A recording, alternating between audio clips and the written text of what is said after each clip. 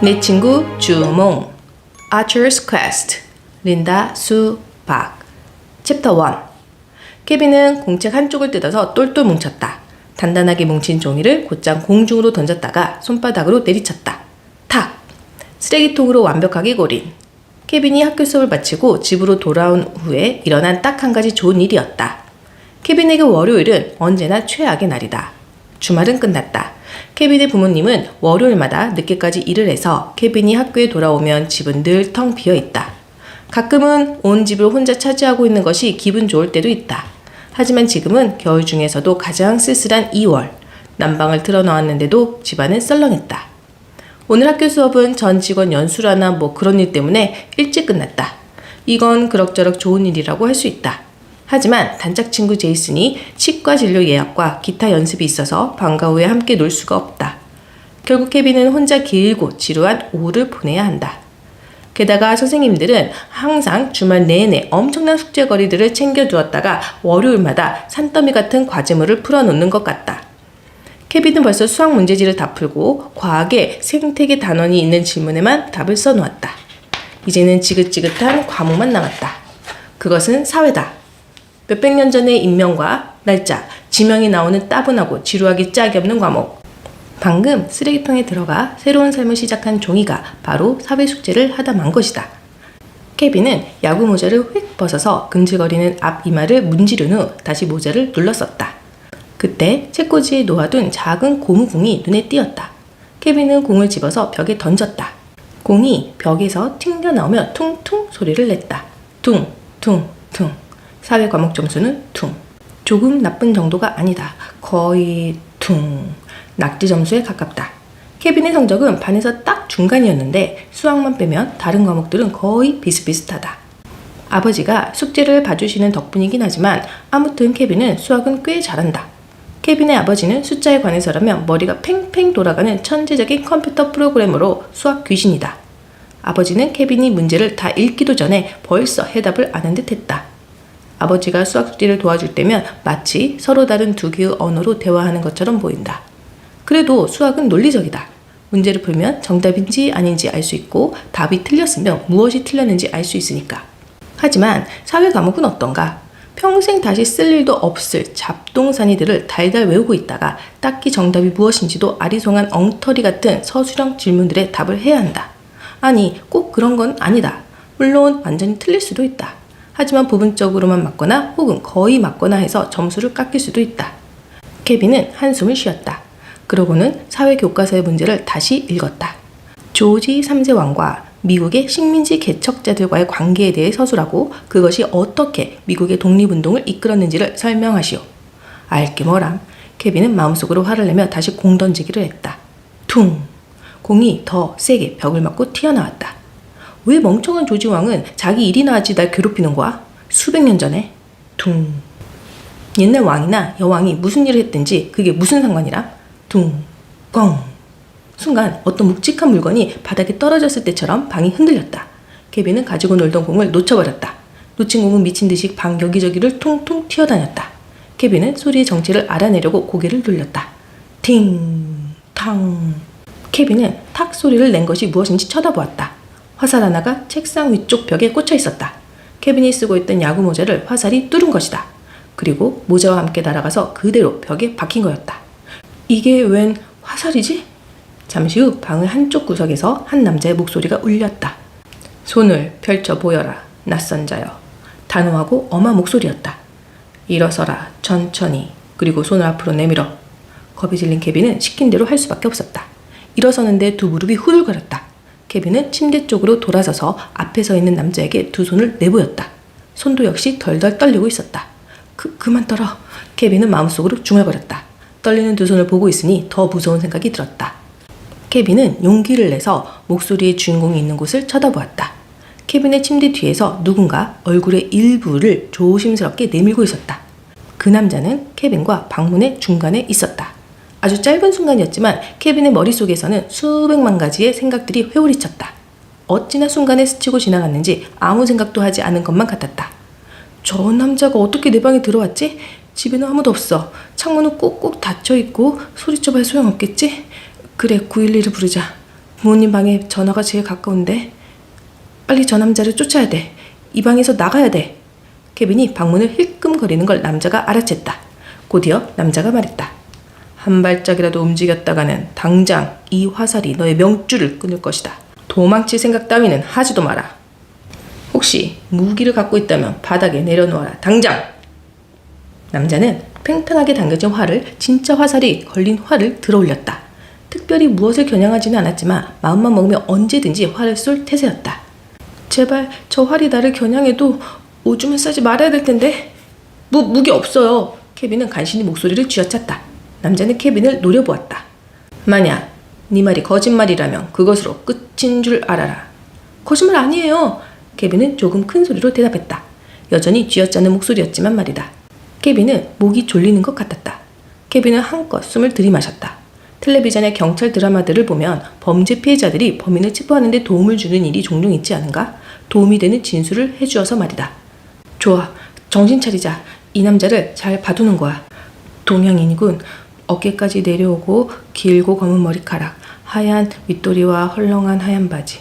나이는 20대쯤? 케빈은 어른들의 나이에 대해 생각해 본 적이 별로 없어서인지 이 남자의 나이를 가늠하기 힘들었다.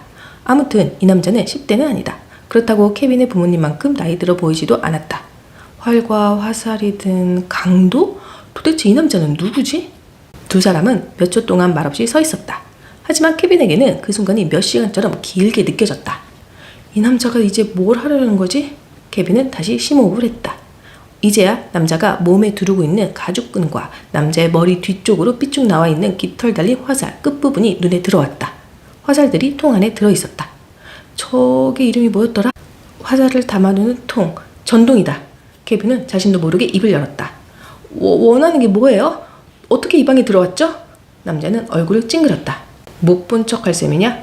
균형을 잃고 호랑이 등에서 떨어지는 바람에 여기 있지 않느냐? 호랑이 등에서 떨어졌다고?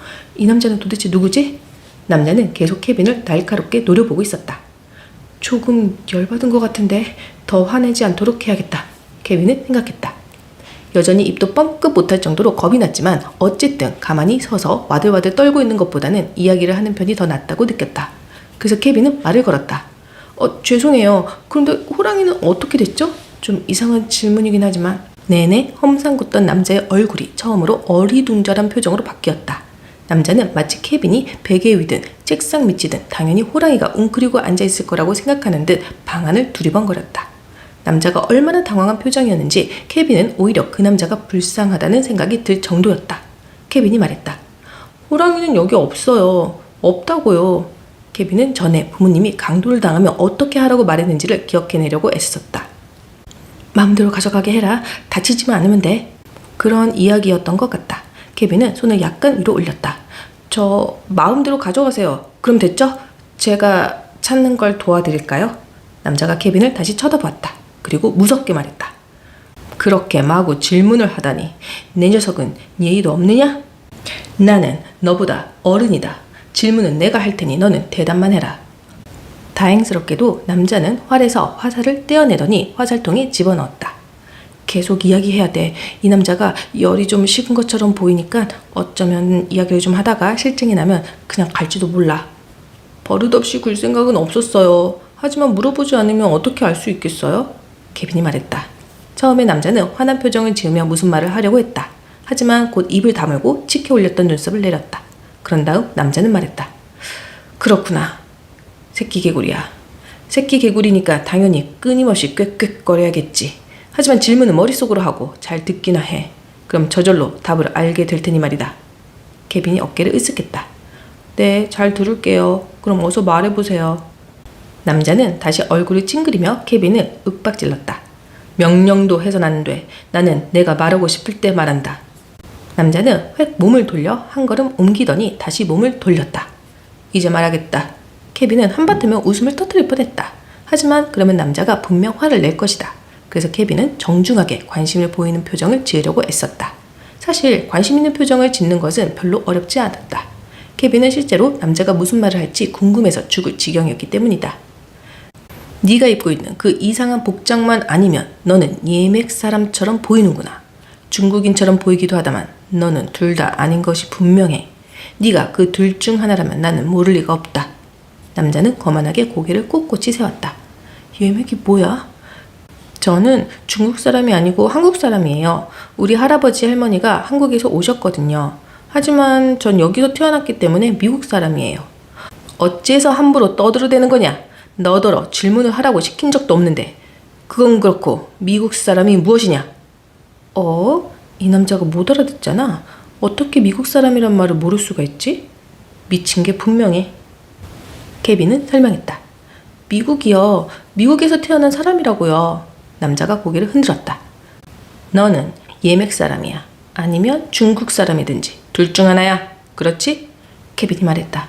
둘 다 아니라니까요. 전 중국에서 태어나지도 예맥에서 태어나지도 않았어요. 그러니까 제 말은 세상에는 100만 개 정도의 나라들이 있는데 좋아요. 100만 개는 아니죠. 하지만 적어도 수백 개가 넘는 나라들이 있는데 그 나라들 중 하나가 미국이고 내가 태어난 곳이고 바로 지금 당신이 있는 곳이에요. 더 정확하게 말하면 뉴욕에 있는 도체스터라는 곳이죠. 케빈은 자신이 너무 수다를 떨고 있다고 느꼈다. 하지만 남자가 아직 두 번째 화살을 장전하지 않는 것을 보면 확실히 수다가 효과 있어 보였다. 그런데 화살을 끼우는 걸 장전이라고 하는 게 맞나? 남자는 눈썹이 거의 일자가 될 정도로 얼굴을 찡그렸다. 천천히 말해라, 새끼 개구리야.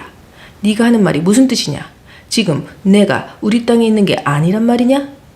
당신은 지금 뉴욕에 있어요. 중국의 반대편 세상이요. 그리고 내 이름은 케빈이에요. 케빈은 남자가 자신을 새끼 개구리라고 부르는 게 싫었다. 이번에 남자는 쉽게 이해하는 듯 싶었다.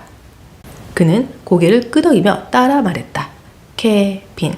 그는 케빈이 마치 두 개의 단어인 것처럼 딱딱 끊어지게 발음했다. 나는 고주몽이다. 뛰어난 활솜씨를 가진 아처이지. 말을 마친 남자는 무언가 기대하는 표정으로 케빈을 똑바로 쳐다보았다. 순간 케빈은 두 가지 사실이 떠올랐다. 하나는 한국에서는 성이 이름 앞에 온다는 거였다. 그러니까 미국으로 하자면 이 남자의 이름은 주몽, 고라고 해야 했다.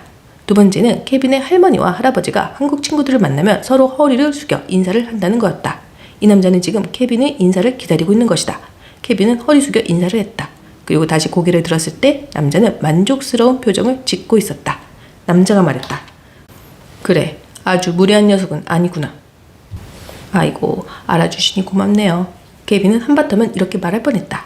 대신 이렇게 물었다. 그럼 고씨 아저씨라고 부르면 될까요? 또 질문을 해버리다니. 케빈은 뒤늦게 깨달았다. 하지만 남자는 그냥 자신의 턱을 어루만지며 말했다. 너는 나를 명사수 아처라고 불러라. 그러더니 남자가 잠시 말을 머뭇거렸다. 너무 잘난 척하는 것처럼 들리는군. 겸손이야말로 미덕이지. 그러면 그냥 아처라고 하자. 나를 아처로 부르도록 해라. 아처? 케빈은 그대로 따라 말해보았다.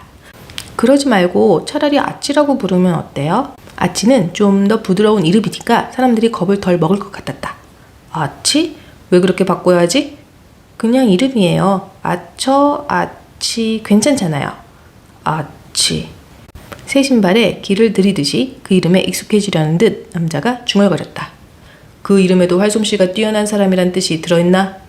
꼭 그렇지만은 않지만 그렇다면 그것은 나에게 걸맞는 이름이 아니다. 내가 증명해 보이지. 아치는 어깨에서 활을 휙 벗어 내려놓았다. 그러더니 케빈이 어떤 행동을 할 틈도 없이 재빠른 동작으로 활을 당기고 화살을 매겼다.